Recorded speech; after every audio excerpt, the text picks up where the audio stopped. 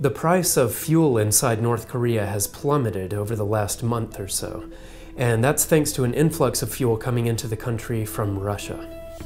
This news broke on December 4th when journalists with Asia Press International reported that Russia is shipping massive amounts of fuel into the Ronggyeon province of North Korea.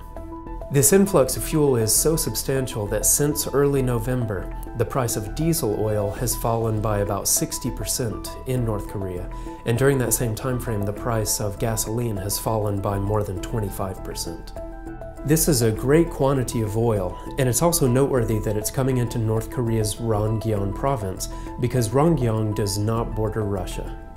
A different section of North Korea borders Russia, but for Russia to get this fuel into the Ronggyeon province, the Russians would first have to ship it through a section of northeast China.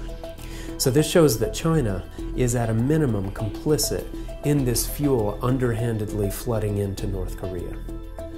This is significant news because back on September 11th, just after North Korea had conducted its 6th nuclear weapons test, both Russia and China voted to pass a United Nations Security Council measure that restricted exports of refined petroleum products to North Korea.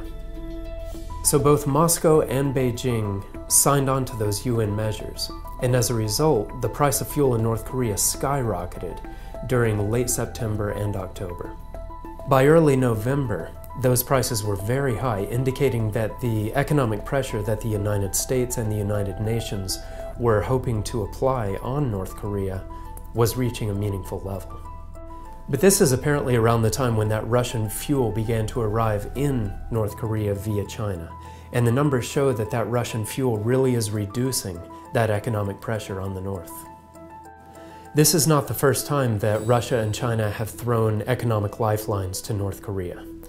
The two have often used their United Nations veto power to protect North Korea, and they both also bypassed sanctions and exploited legal loopholes in order to keep the regime of Kim Jong-un afloat.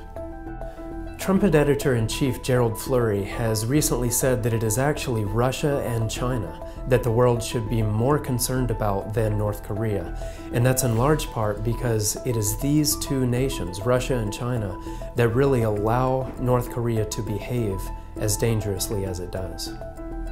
And Mr. Flurry explained that this analysis of the situation is based on Bible prophecy.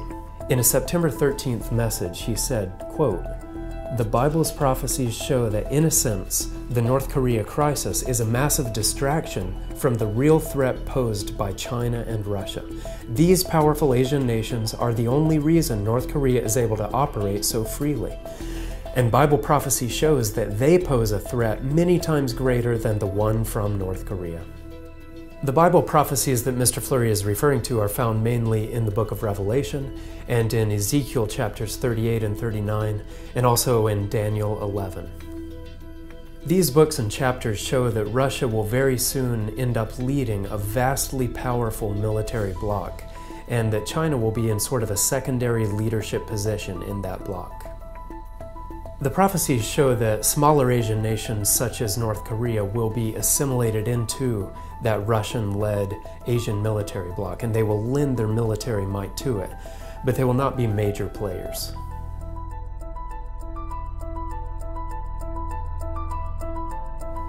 To understand more about the significance of Russia and China's support of North Korea, and to understand where this is all leading, please order a free copy of Mr. Flurry's booklet, The Prophesied Prince of Russia.